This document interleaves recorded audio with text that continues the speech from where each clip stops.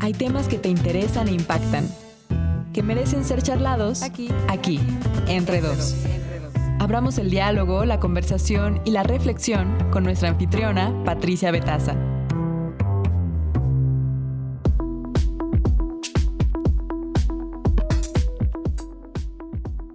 Muy buenos días, muchas gracias siempre por acompañarnos aquí en Entre Dos.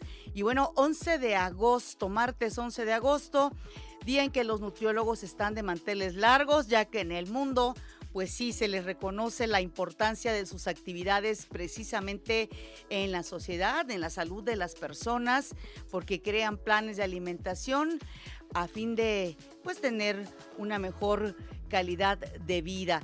Bueno, así que desde aquí un reconocimiento para todos los nutriólogos que hay en nuestro país y que ayudan a las personas pues a estar lo mejor posible. Y bueno, ustedes han escuchado seguramente por ahí que existe el síndrome ovárico poliquístico. Resulta que este síndrome ha cambiado de nombre 3 veces y ya le vamos a decir por qué, de la importancia de este cambio de nombre, sobre todo cuando, de acuerdo con algunos datos estadísticos, 170 millones de mujeres en este mundo sufren de algo que en el pasado se conoció como síndrome ovárico poliquístico. Bueno, pues aquí también hablaremos de la sobreexigencia, los nuevos tiempos de la sobreexigencia para las personas, la sobreexigencia en el trabajo, en la salud, en el bienestar. Y es que yo quiero compartir con ustedes esto que siempre he pensado: todo en exceso no es positivo para la salud, tanto física como mental de las personas. Irnos a los extremos, pues es muy fácil, claro. Irnos al punto medio exige sobre todo pensar para pues no afectarnos. Dos cosas muy importantes que vamos a tratar aquí en su programa de Aquí Entre Dos. Acuérdense, soy Pati Betaza, @PatiBetaza, estoy en todas las redes y también nos pueden seguir en Facebook, en Instagram, en X, en Threads y por supuesto siempre abierto nuestro WhatsApp 55 66 31 24 27 para que, como siempre voy a decir, nos escriban, nos manden alguna crítica de cómo mejorar este programa y sobre todo sugerencia de temas que les gustaría que conversáramos aquí entre dos, temas que nos interesan o que nos deberían de interesar. Acompáñanos aquí entre dos.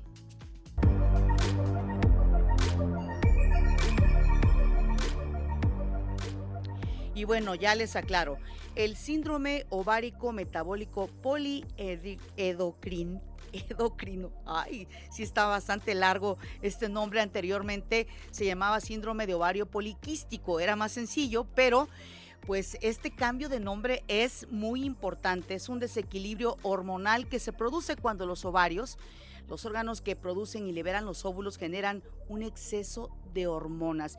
Y su impacto no se limita solamente a los ovarios ni a la fertilidad, sino que altera, este es el punto importante de por qué el cambio, altera el metabolismo, los niveles de insulina y múltiples hormonas en el cuerpo. Amelia Fernanda López nos amplía esta información. Durante años, el síndrome de ovario poliquístico ha sido uno de los trastornos hormonales más frecuentes en las mujeres y al mismo tiempo uno de los más difíciles de diagnosticar y atender. Ahora, un consenso internacional publicado en el portal The Lancet oficializó el cambio de nombre a síndrome ovárico metabólico poliendocrino, tras un amplio proceso de consulta global en el que participaron especialistas, organizaciones médicas, profesionales de la salud y pacientes de distintos países. Este cambio busca reflejar con mayor precisión que se trata de un trastorno multisistémico que afecta al organismo de distintas maneras, con consecuencias metabólicas, reproductivas y psicológicas. Dicho consenso internacional explica que este nuevo enfoque también ayudará a que la atención médica no se limite al ámbito ginecológico y evite la idea errónea de que para padecerlo es necesario presentar quistes visibles en los ovarios. Recordemos que el síndrome de ovario poliquístico, ahora llamado síndrome ovárico metabólico poliendocrino, de acuerdo con la Organización Mundial de la Salud, es un trastorno hormonal hereditario en el que los niveles de andrógenos superiores a lo normal provocan menstruaciones irregulares, dolor, alteraciones en la ovulación, dificultad para lograr un embarazo, exceso de vello facial o corporal, acné, piel grasa y caída de cabello. Además, incrementa el riesgo de resistencia a la insulina, diabetes tipo 2, obesidad y en algunos casos puede aumentar el riesgo de hiperplasia endometrial o cáncer de endometrio. En entrevista para Mexiquense TV, el ginecólogo Luis Emilio Reyes abordó las formas de llegar al diagnóstico oportuno de este padecimiento. Dependiendo de la causa podríamos hablar de curación y si no mínimo podemos hablar de una reversión del cuadro y que la mujer menstrue cada mes y en caso de que esté buscando embarazo puede lograr embarazarse sin problema. De igual forma, la OMS señala que entre el 10 y el 13% de las mujeres en el mundo viven con esta condición, pero el 70% de los casos permanece sin diagnóstico, convirtiendo esta afectación en un problema de salud pública y uno de los trastornos hormonales más frecuentes que afectan a las mujeres. Por otra parte, en nuestro país, durante 2024, el síndrome ovárico metabólico poliendocrino afectó a 1 de cada 5 mujeres mexicanas, de acuerdo con datos de la Jefatura de Ginecología Reproductiva del Instituto Nacional de Perinatología Isidro Espinosa de los Reyes.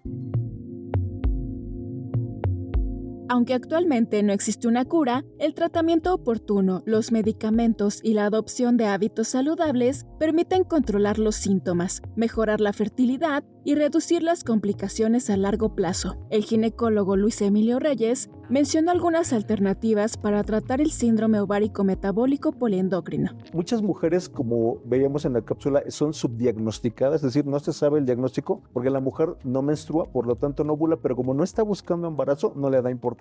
Y resulta que cuando, por decir un ejemplo, se llega a casar y busca el embarazo, se da cuenta que no se puede embarazar y empezamos a hacer retrospectiva y nos damos cuenta que efectivamente se trata de un síndrome de ovario metabólico poliendocrino y que genera anovulación y por lo tanto infertilidad. Acudir a revisión médica ante ciclos menstruales irregulares o cualquiera de estos síntomas puede hacer una diferencia importante en la salud y la calidad de vida. Para Imer Noticias, Amelia Fernanda López.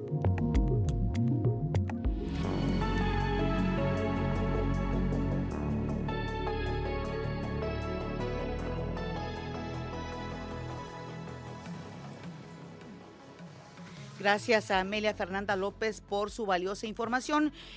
Víctor Reyes, mi compañero, salió a las calles precisamente para preguntar, bueno, ¿saben lo que es el síndrome ovárico metabólico poliendocrino? Ahora sí creo que lo dije bien. Y sobre todo, ¿conoce sus síntomas? Esto fue lo que encontró Víctor.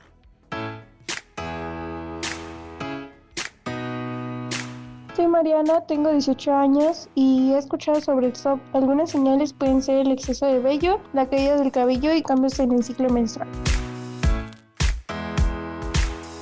Mi nombre es Julio Arenas, tengo 54 años. Las señales serían cambios hormonales y periodos irregulares. Mi nombre es Daniel Romero, tengo 36 años y el síndrome de ovario poliquístico son cambios hormonales y periodos irregulares.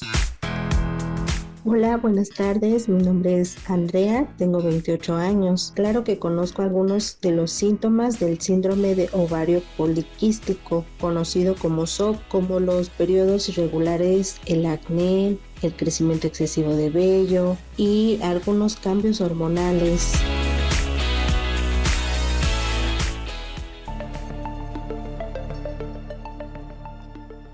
Lo bueno es que las personas, por lo que escuchábamos, sí saben pues en qué consiste este trastorno. Vamos a hablar precisamente con el doctor Alberto Ballesteros Manso.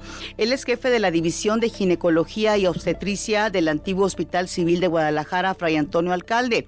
Doctor, qué gusto saludarlo. Muy buenos días. Hola, muy buenos días. Me da gusto que me hayan contactado para hablar de este interesante tema. Así es, doctor. Y corregimos que ahora el nombre es síndrome ovárico metabólico poliendocrino. Primero nos gustaría saber por qué este cambio de nombre, porque además, de acuerdo con algunos datos que por ahí pude recabar, ha cambiado 3 veces de nombre, doctor. Sí, mira, para dar un pequeño contexto, el problema es que el ovario poliquístico, como se llamaba antes, no solo implica el ovario. Entonces, erróneamente se tenía una mala percepción del significado del síndrome de ovario poliquístico. Todo mundo, tanto pacientes, médicos o tomadores de decisiones a nivel de salud pública, tomaban decisiones pensando en que solo había quistes ováricos. Y eso es un error de percepción. Realmente ni son quistes ni es solamente del ovario. Ese es el principal motivo por el cual ha cambiado de nombre, porque el síndrome de ovario metabólico poliendocrino realmente tiene repercusiones de muchas hormonas, por eso se llama poliendocrino. Tiene repercusiones metabólicas y repercusiones reproductivas. Entonces, por eso el término se hizo más amplio, tratando de englobar más cosas que implican esta enfermedad.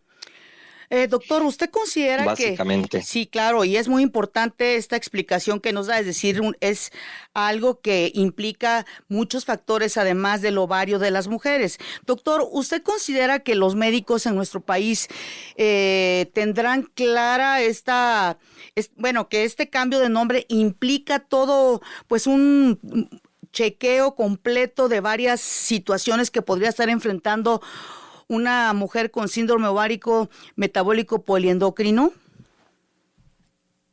Creo que las nuevas generaciones obviamente van a empezar con ese nuevo nombre, haciendo más conciencia. Los médicos que ya somos egresados de tiempo tendremos que ir acostumbrándonos al nuevo nombre. Y bueno, todo es cuestión de educación y persistencia de la explicación del nombre. Aquí lo importante es que siempre, toda la vida, desde que se conoce la enfermedad, se sabe que hay alteraciones en las hormonas ováricas, en la insulina, en los andrógenos, en la testosterona, en consecuencias de la glucosa, los lípidos, alteraciones en la ovulación que llevan a infertilidad. Y todo eso hay que tenerlo en mente al tratar a una mujer con ovario metabólico poliendocrino. Así es, que es lo importante para tratarlo desde Esa varias es la base del perspectivas. cambio. Por supuesto, doctor Alberto Ballesteros Manso.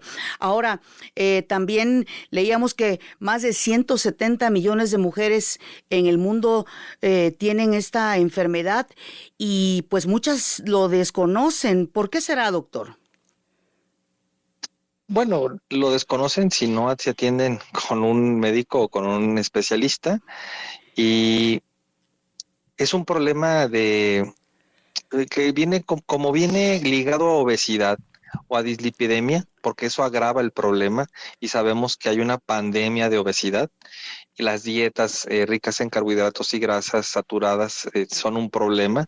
Por eso hay tanto problema metabólico. Entonces, pues la conciencia y la educación, y es tanto en los pacientes, en las personas, como en los médicos, pues tendrá alcances en los estudios integrales de las mujeres para un tratamiento integral, no nomás cosmético. Porque los principales síntomas que se veían eran los de la piel, que es acné y vello, que se llama hirsutismo.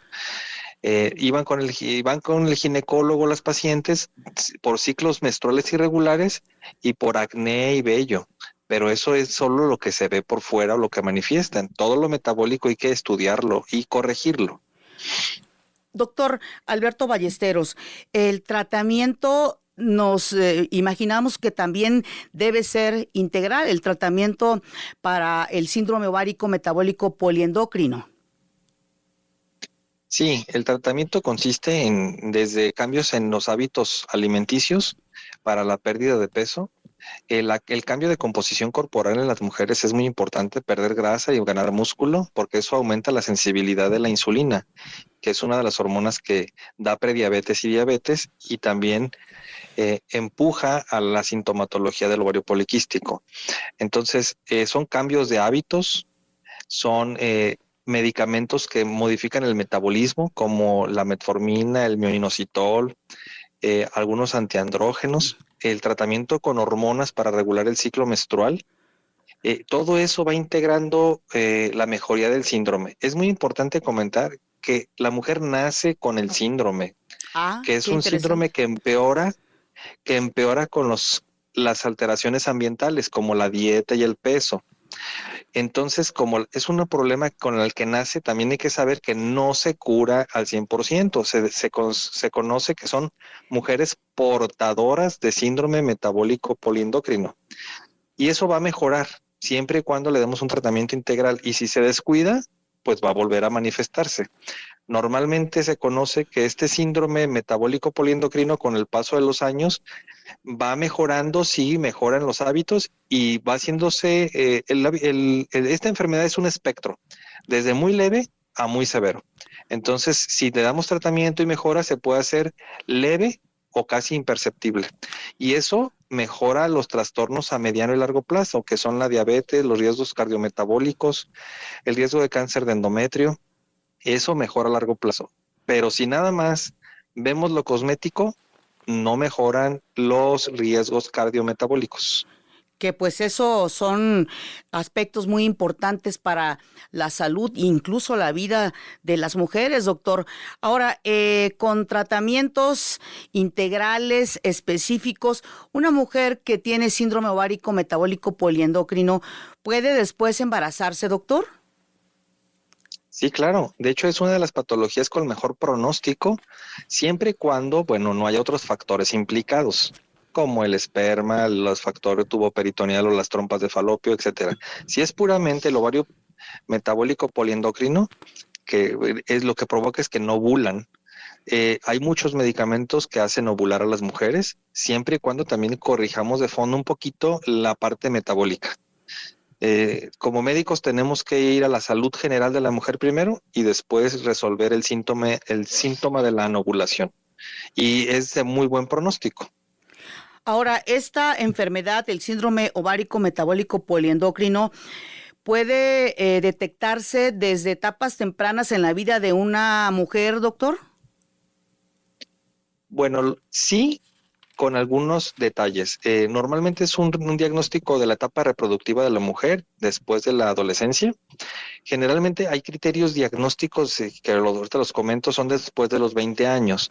Y estos mismos criterios se modifican entre la primera menstruación y los 19 años, un pequeño cambio diagnóstico. Mira, los criterios diagnósticos se llaman criterios de Rotterdam, son los actuales, y consisten, uno, en ciclos irregulares que se llama oligomenorrea o anovulación, o sea que no reglan bien, ese es un criterio. El segundo criterio es datos de hiperandrogenismo clínico o laboratorial. ¿A qué me refiero? Hiperandrogenismo es acné, mucho vello, o laboratorialmente la testosterona elevada o la androstenediona. El número 3 es un ultrasonido que diagnostica el ovario lleno de folículos del mismo tamaño, de 2 a 9 milímetros, 12 folículos en cada ovario, de ese tamaño. Con 2 de esos 3 criterios se hace el diagnóstico de síndrome ovárico metabólico poliendocrino. Sin embargo, en las adolescentes menores de 19 años es normal ver ovarios muy llenos de folículos. Y esos folículos no quiere decir que sean del síndrome metabólico poliendocrino, sino de un reclutamiento fisiológico. Entonces, en esas mujeres jóvenes, el ultrasonido se toma con muchas reservas. Ahora, lo importante, como ocurre siempre, doctor, es la detección temprana de este tipo de enfermedades, ¿no? Por eso, importante Sí. siempre también hablar, visibilizar estas patologías a fin de que se les dé un tratamiento integral, pero incluso en etapas, pues, tempranas. No necesariamente llegar a la reproducción y ahí darse cuenta de que no se pueden embarazar. ¿Usted qué opina al respecto? Sí, mira, para hablar de cómo detectar un problema endocrino metabólico en las mujeres o incluso ginecológico, los ciclos menstruales y las menstruaciones son un síntoma ya sea de salud o de enfermedad. Un ciclo irregular, estamos hablando de ciclos normales regulares de 28 días más menos 7, o sea, de 21 a 35 días de una regla, entre una regla y otra es normal. Debe durar entre 2 y 7 días máximo y con cólicos muy leves o sin cólicos. Si una mujer tiene reglas muy largas, generalmente de más de 2, 3 meses entre una regla y otra, muy pocos días de sangrado o muchos días de sangrado, más de 7 días, son síntomas de alguna enfermedad. Y si le dan cólicos, también, cólicos de moderados e intensos, son un síntoma de enfermedad. Entonces, la regla, la menstruación, los ciclos menstruales y el dolor pueden alertarnos de que hay una anormalidad. Eso lo puede vigilar cualquier mujer con un poquito de educación sexual, saber que sus ciclos deben ser regulares, 28 más menos 7, durar de 2 a 5 días y con un dolor muy leve o nada. Pues qué importante que usted toque precisamente así ese tema con esa claridad, doctor Alberto Ballesteros, porque pues desafortunadamente, digo, lo hemos visto, las mujeres pues no acuden al especialista, al médico, cuando viene algún problema con la menstruación, cuando se está en una etapa de adolescencia, doctor. Esto es muy frecuente. Sí, de hecho todas las mujeres deberían tener una visita al ginecólogo después de los 15 años para hacerles recomendaciones, aún si no han iniciado vida sexual, para revisar sus ciclos menstruales, ver si son normales, ver si no tiene alteraciones de este tipo de síndrome de ovario metabólico poliendocrino, darles recomendaciones preventivas como la vacunación contra el virus del papiloma humano, hacerles recomendaciones de planificación familiar de métodos de anticonceptivos y una serie de detalles que sí son recomendables que lo sepan las mujeres al inicio de su vida reproductiva. Así es, y sobre todo, pues quitar muchos estigmas, doctor, que desafortunadamente ahí siguen, digo, por fortuna también hay más información, las mujeres pues también están ahí buscando datos importantes relacionados con su salud, pero insisto, son estigmas que rodean sobre todo lo que tiene que ver con la salud menstrual, sexual de las mujeres, por lo pronto en nuestro país, doctor. Sí, claro. También es importante comentar que así como es un espectro de enfermedad que puede haber síntomas muy leves a síntomas muy severos, se manifiesta de diferentes maneras porque es una combinación de signos y síntomas. Entonces, no todas las mujeres van a tener acné y vello, no todas las mujeres van a tener los ovarios llenos tan llenos de folículos, entonces se llaman fenotipos. Entonces, esa combinación de síntomas da diferentes expresiones clínicas y la única forma de clasificarlas, primero bien diagnosticarlas y luego clasificarlas es yendo con el médico. Así es. Ahora, lo importante también es que haya conciencia sobre este tipo de enfermedades como el síndrome ovárico metabólico poliendocrino, especialmente para las mujeres, pero también para su entorno familiar, doctor. Sí, porque tienen que ayudar con los cambios de hábito y generalmente los cambios de hábito no solo afectan a un miembro de la familia. Si observamos, hay familias que tienen sobrepeso en general todas, sedentarias todas, con malos hábitos alimenticios. Entonces, claro que la educación debe ser no solo personal, sino familiar. Exactamente, porque todo eso ahora sí que se transmite incluso de generación en generación, pero efectivamente dentro del núcleo familiar. Por eso importante, siempre hemos dicho aquí en Entre Dos, en el Instituto Mexicano de la Radio, doctor Alberto Ballesteros, lo importante es siempre la prevención, tratar de tener una mejor vida, es decir, con mayor bienestar, y claro, todo eso tiene que ver con cosas muy habituales como es el comer lo más sano posible, doctor. Sí, mira, tocaste un punto muy importante en el comentario de que se transmite de generación en generación.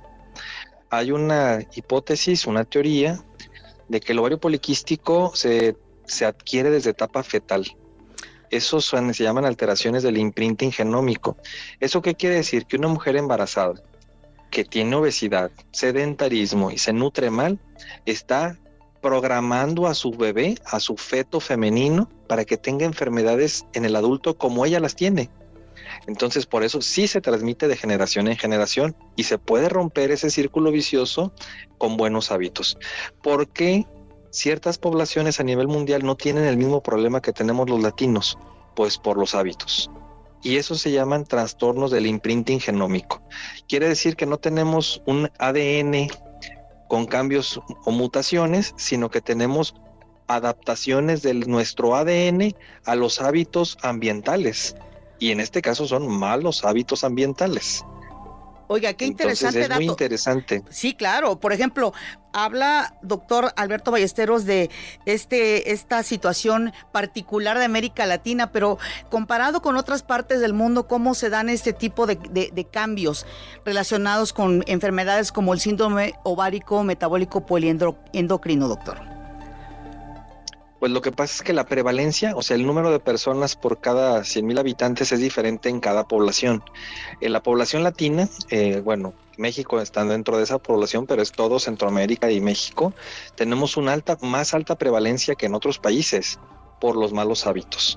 Entonces, por ejemplo, poblaciones anglosajonas tienen menor prevalencia de este tipo de problemas metabólicos. Sí los tienen, pero en menor medida.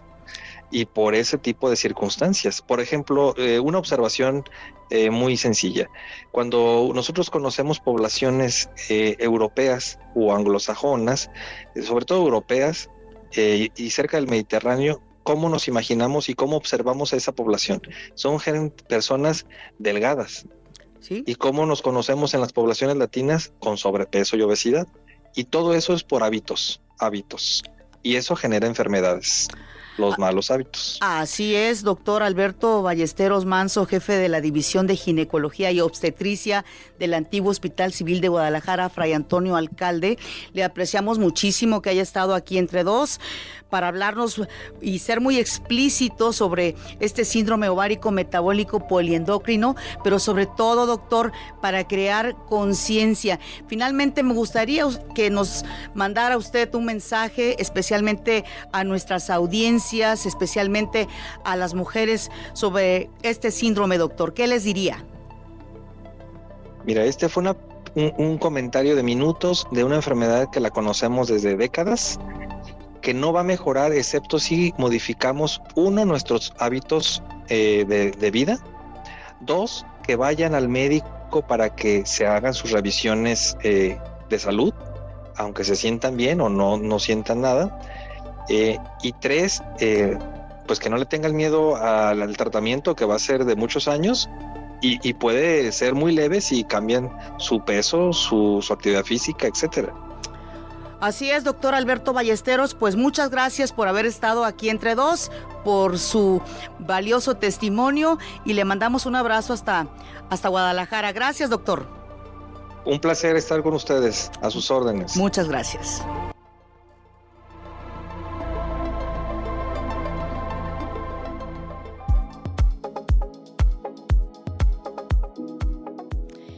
Bueno, vamos a ir a una pausa, pero le queremos compartir ahora uno de los retos ciudadanos de la Universidad Abierta y a Distancia de México.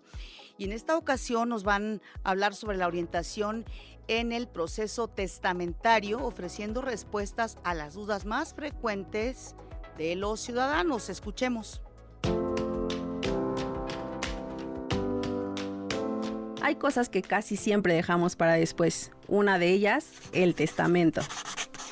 A veces lo pensamos como algo lejano o como algo que no urge en este momento. Pero, ¿qué pasa cuando ese después nunca llega? Porque cuando no se deja claro lo importante, pueden surgir dudas, conflictos o decisiones difíciles para las personas que queremos.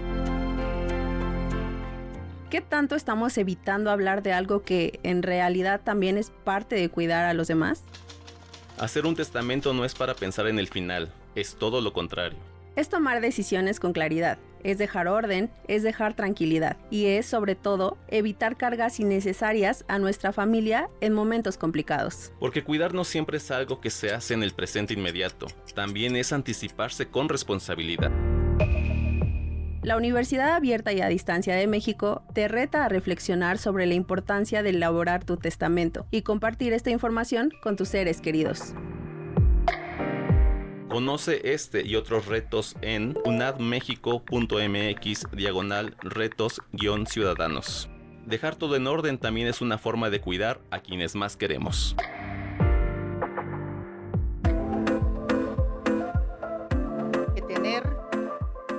Hay que tener todo en orden, la verdad, ¿eh? Y por supuesto viene el mes del testamento, así que no hay que dejar problemas a nuestros seres queridos. Bueno, esperemos que pase mucho tiempo. Nos vamos a ir a una pausa. Les recuerdo nuestro WhatsApp 55 66 31 24 27. Regresamos en unos instantes aquí en Entre Dos. Aquí, Entre Dos. Regresamos. ¿Tienes algún comentario acerca del tema de este día? Mándale tu mensaje de voz o de texto a Patti. 55 66 31 24 27.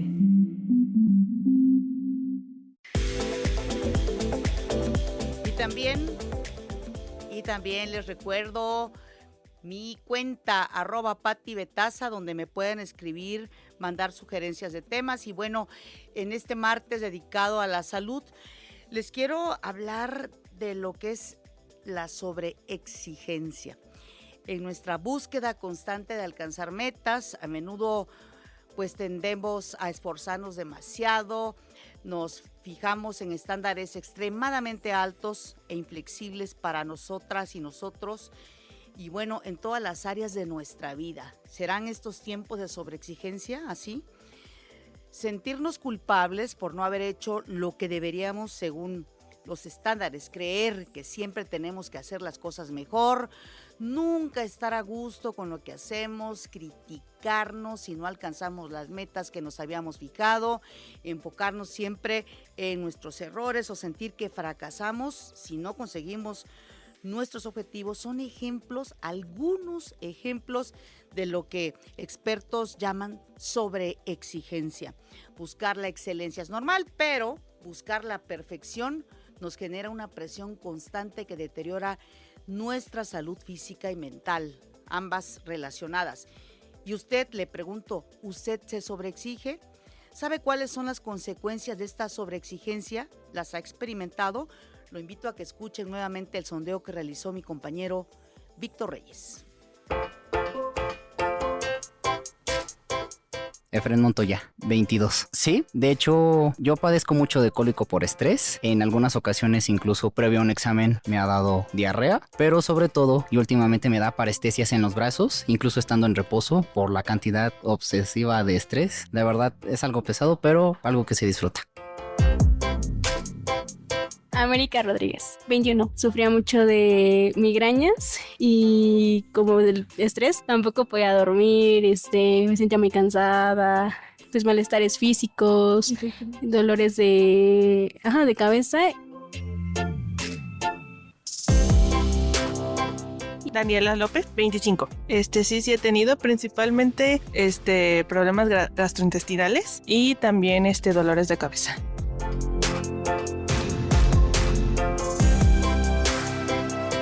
Liam Tocongüey, 21 años. Pues sí, realmente sí, digo, por la exigencia que tenemos, a veces cabe en que no nos damos tanto tiempo de cuidar algunas situaciones. Por ejemplo, yo en el último año he presentado indicios de reflujo gastroesofágico. También he tenido problemas con la ansiedad y depresión. Además, pues he tenido algunos problemas con el clima, que es más normal que algunas personas que tenemos más predisposición a tener, digamos, que alguna sintomatología respiratoria se exacerbe. Entonces tengo problemas con la rinitis alérgica, que normalmente no la había tenido, y ahora que me he visto en procesos más estresantes la he presentado con más sintomatología. Iker Vázquez, 21. Sí, bueno, ansiedad es como lo que más normalmente. Esto también, una hiperhidrosis que no tenía antes de la facultad, es como que bastante molesta. También de repente en temporadas de exámenes puede llegar a haber también gastritis nerviosa. También dolorcillos de cabeza en días muy apretados también.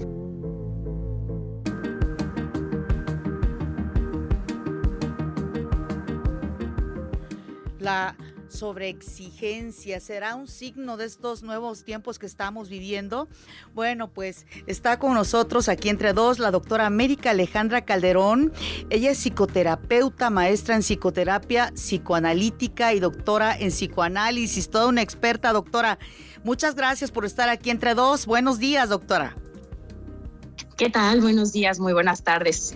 Doctora. Muy buenos días, perdón. Sí, no se preocupe. ¿Cómo están? ¿Cómo están? Muy bien, doctora. Oiga, estamos viviendo una sobreexigencia provocada por estos nuevos tiempos, doctora. Es correcto. Bueno, justamente comentaba con los chicos que me contactaron que es una sobreexigencia tanto interna como externa. Me parece que a eso es a lo que tenemos que estar muy atentos, precisamente porque estas exigencias, a pesar de que puedan venir del exterior, sobre todo ahora las redes sociales, cómo participan en querer tener, en querer posicionarse, en querer mostrar, ¿no?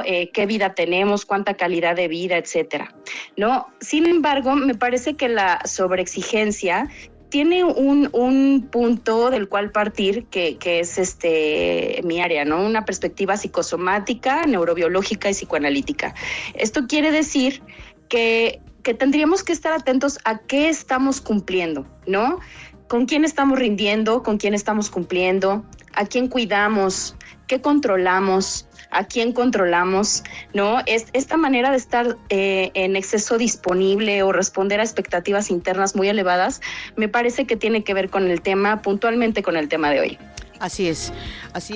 Y usted menciona las redes sociales que efectivamente yo creo que hacen más visible estas sobrecargas que yo le llamo del estrés, de la ansiedad, de la sobreexigencia. Y a mí me gustaría, doctora, que nos explicara así, como decimos comúnmente con palitos, ¿qué es la sobreexigencia exactamente, doctora? ¿Dónde está la diferencia entre, pues sí, tratar de hacer un mejor trabajo, hacer el mejor esfuerzo? ¿Dónde radica esa diferencia con la sobreexigencia, doctora? A ver, mira, yo creo que en términos biológicos lo voy a explicar así bien sencillito para que no nos metamos en temas neurológicos importantes, pero es importante mencionar que tenemos en el sistema nervioso central la ubicación de la amígdala. Tenemos 2 en cada hemisferio. ¿Por qué lo menciono? Porque estas 2 almendritas que están ahí, de hecho amígdala viene del griego que significa justamente almendra. Entonces, esta almendrita que está en nuestro cerebro manda una señal de peligro, ¿no? Que normalmente es como de peligro, de demanda de adaptación, que es de donde viene a activarse nuestro cerebro para cumplir con esta sobreexigencia que tenemos. Entonces, lo que manda es una señal, y esta señal nos va a dar 3 indicadores: acción, parálisis o huida. Cuando no tenemos a dónde ir y solamente estamos cumpliendo y el cuerpo no alcanza a recuperarse, entonces empieza a segregarse justamente la hormona del estrés, la adrenalina, la noradrenalina, que son sustancias que en nuestro cuerpo de manera prolongada y sin descanso empiezan a generar ya como lo estamos llamando en este programa, la somatización de daños a nuestro cuerpo, a nuestro organismo, precisamente porque no hay precisamente como un ciclo de exigencia, activación, respuesta, recuperación y equilibrio. Aquí es exigencia, activación, una nueva exigencia, nueva activación, una recuperación insuficiente, y ahí viene un desgaste importante no solo en el cuerpo físico, sino en los órganos, ¿no? Y es por eso que vemos incluso no individuos, ¿no? Personas que tienen colitis, pero una familia llena de colitis, ¿no? Precisamente porque entonces ahí nos tendríamos que preguntar qué relación estamos teniendo con el estrés. Esa es, yo creo que la pregunta clave. Nuevamente, ¿no? ¿Qué cumplimos? ¿A quién le cumplimos? ¿Qué estamos tratando de conseguir? ¿Qué controlamos? ¿Qué queremos poner en el afuera? Que básicamente no podemos controlar adentro, ¿no? Es más o menos así la explicación. Así es, doctora, y se le agradecemos esta explicación. Y esta sobreexigencia tiene un impacto, nos decía usted, en la salud física, en la salud mental de las personas, o puede tener este impacto. ¿Cómo se refleja la sobreexigencia, por ejemplo, en la salud mental y en la salud física, doctora? Ay, pues mira, lo que más he visto aquí en consulta, yo que atiendo aquí en la clínica privada, hay dificultades de atención y memoria, problema para regular las emociones. Por ejemplo, la ansiedad y el estrés pueden estar asociados muy puntualmente a precisamente a temas del estrés, ¿no? Esto de cumplir, hacia qué, cómo, no puedo regular, ¿no? Justamente la BBC sacaba un estudio, perdón, es que estoy un poco enferma de la garganta, no pero sacó un estudio, muchas gracias, donde hablaba de cómo las repercusiones de no hablar afectan la memoria y cuántos vivimos estresados por no poder platicar sobre lo que nos pasa, por cargar con todo, por cuidar a los otros y entonces nosotros llevarnos todo el paquetote, ¿no? Entonces, básicamente estamos hablando de atención, de memoria, de regulación de emociones, de irritabilidad, de sensación de agotamiento mental, este concepto en inglés que se llama burnout, que es estar quemado o rostizado del cerebro literalmente, ¿no? De eso de que no puedo descansar, pero tampoco puedo dejar de pensar. Básicamente en eso se traduce este término. Así es. No desconectarse del trabajo, ¿no? De las preocupaciones. Y ve cómo esto es un circuito, ¿no? Relacionado con motivación y recompensa, pero que no llega a un ciclo o a un sitio de descanso. Eso es. Así es. Y una cosa puede ser, pues, ¿cómo le podría yo decir? La responsabilidad que se puede tener en una familia, la responsabilidad económica sin duda, o estar en una situación precaria que lleve a sobreexigir a las personas. Pero también existe el hecho de que hay quienes quieren el éxito, pues prácticamente a la semana, doctora, ¿no? Esta rapidez sí, con que se quieren mejorar la situación económica, el éxito, todo tiene que ser de acuerdo con las redes, pues lo más pronto posible. ¿Esto provoca esa sobreexigencia?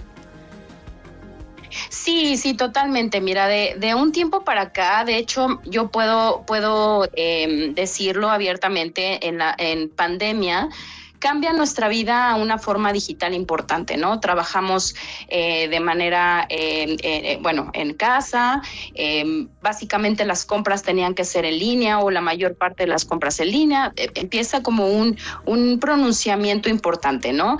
Luego algunas otras redes que basta con que veas 30, 40 segundos y el que sigue y el que sigue y el consumo, ¿no?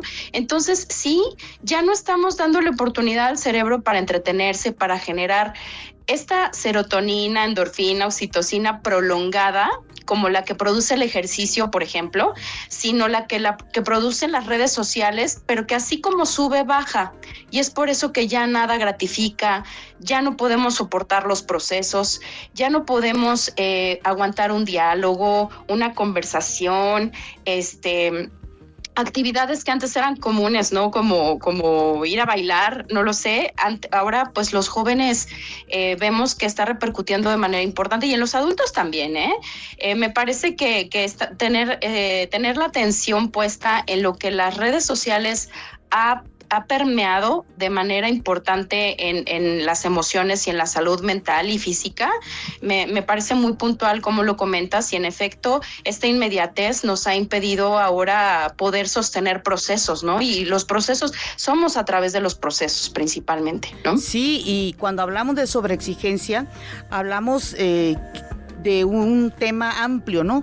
Puede ser hasta, por ejemplo, cuidar el peso, ¿no? Y vemos que las personas en las redes te dicen que tienes que bajar de peso en 15 días y todo eso de verdad que sí efectivamente provoca una mayor sobreexigencia en diversos ámbitos de la vida de las personas, doctora.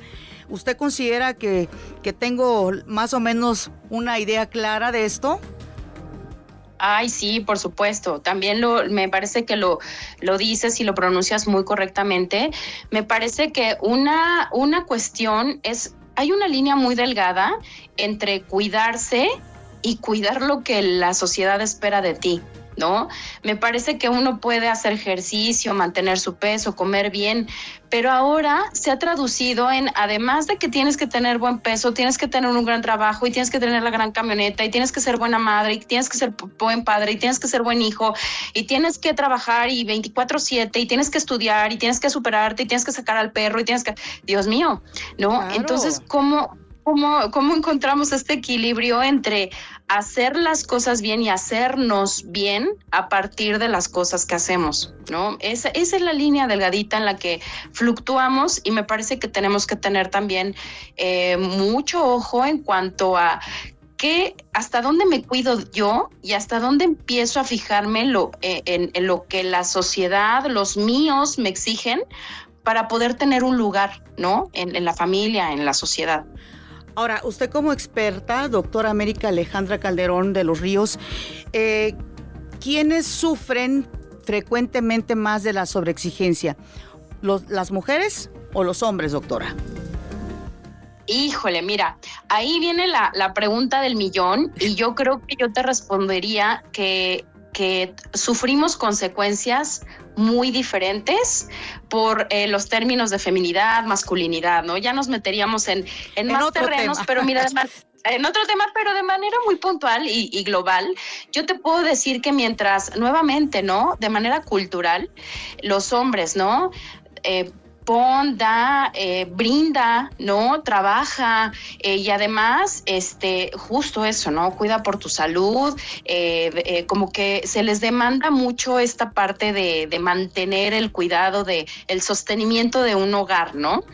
Ya se están rompiendo los papeles y los estigmas y los estereotipos, pero todavía veo familias en este rol tradicional, donde, y también, ¿no? La mujer, pues además de ahora de cuidar al hijito y de ver por la familia, la casita, la comidita, pues ahora también sale a trabajar y entonces aumenta notablemente lo que sostiene en sus hombros y vienen temas de estrés muy importantes porque nuevamente la figura femenina tiene que cumplir con esto, ser buena madre, ser trabajadora y ahora entrarle con la pareja a mitades y entonces...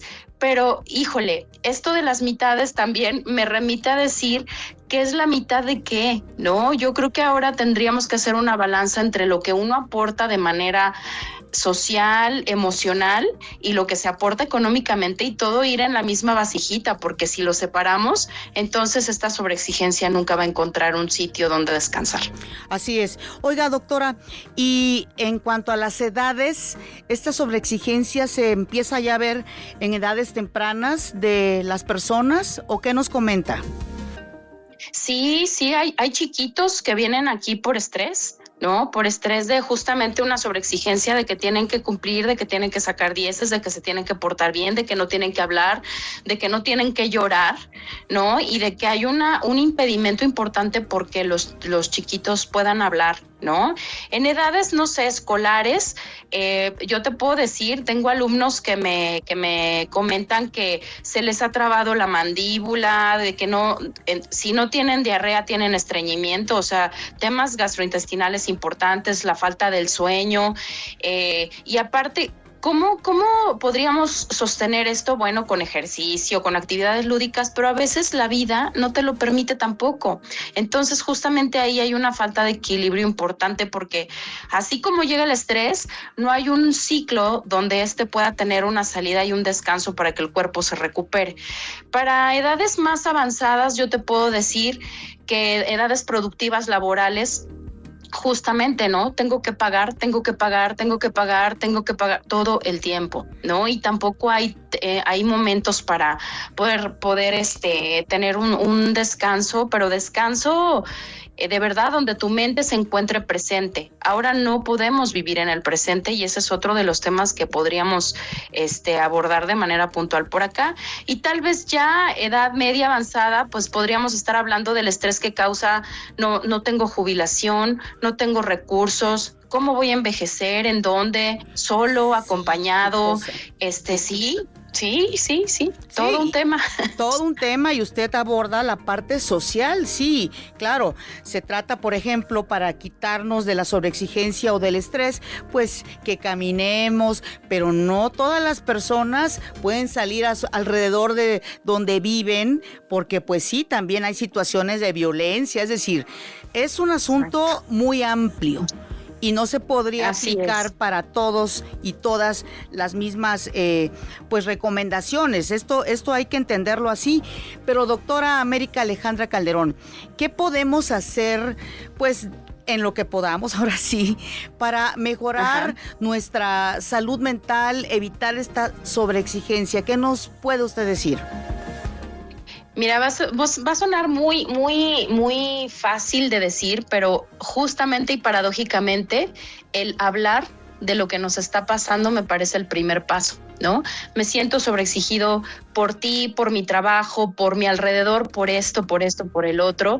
Qué mejor que los que están a nuestro lado para decir lo que nos está sucediendo, ¿no?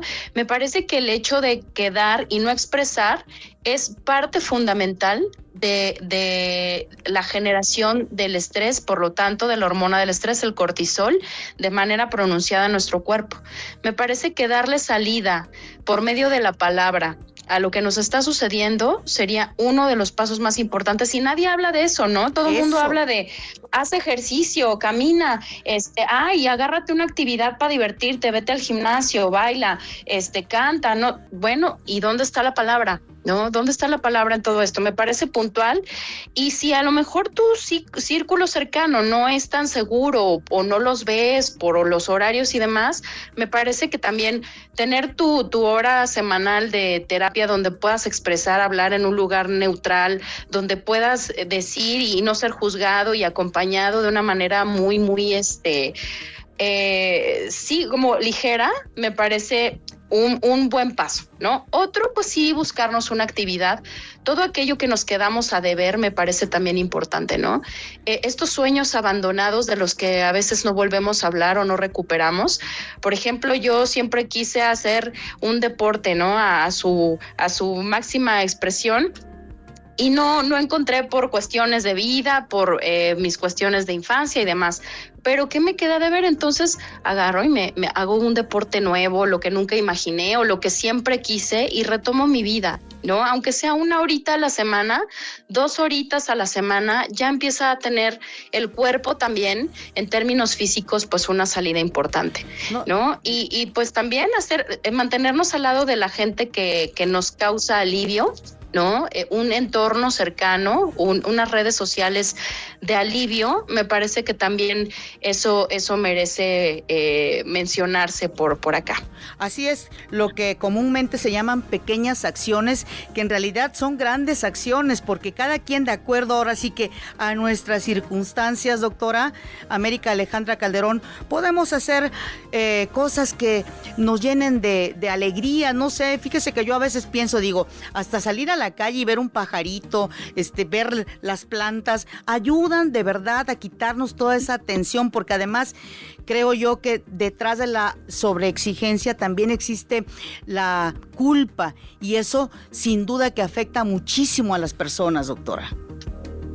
Sí, es correcto. Ahí das en un punto clave, ¿no? A ver, primero me remito a lo que dices, las pequeñas acciones. Sí, se nos olvida justamente el canto del pajarito, y que si un colibrí llega a tu ventana, no te detienes, ¿no? La vida es córrele a entregar el correo, los 20 correos o los 50 correos que tienes pendientes. No hay momento para descansar. También yo hablaría, ¿sabes de qué? De la meditación.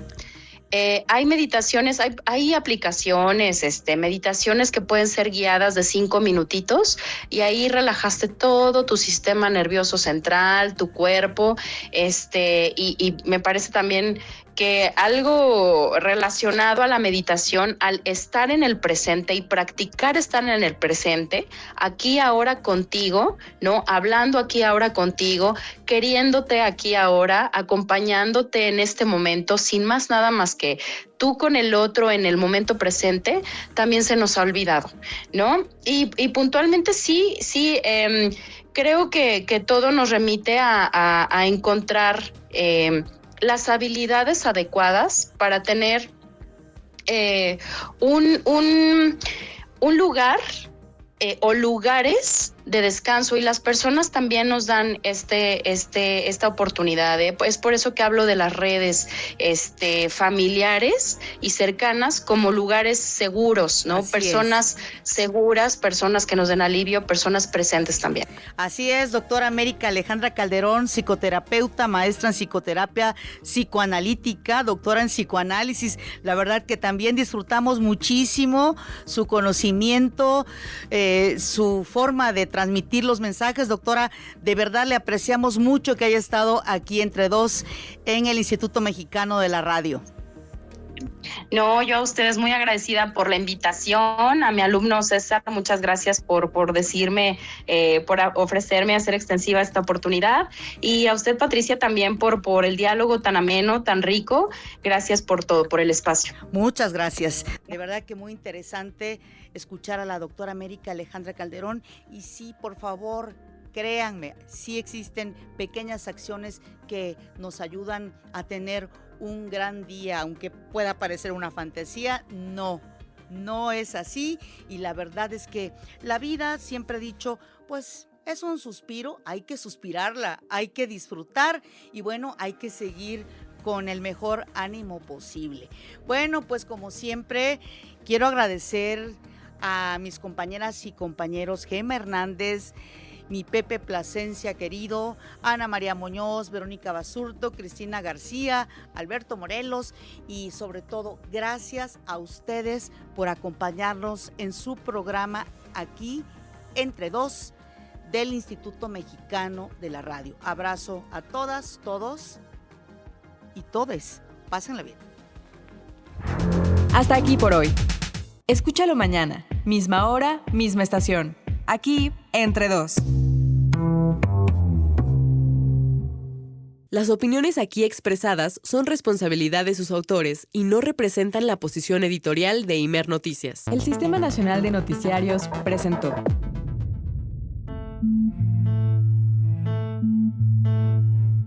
Hay temas que te interesan e impactan, que merecen ser charlados aquí, Entre Dos. Abramos el diálogo, la conversación y la reflexión con nuestra anfitriona, Patricia Betaza.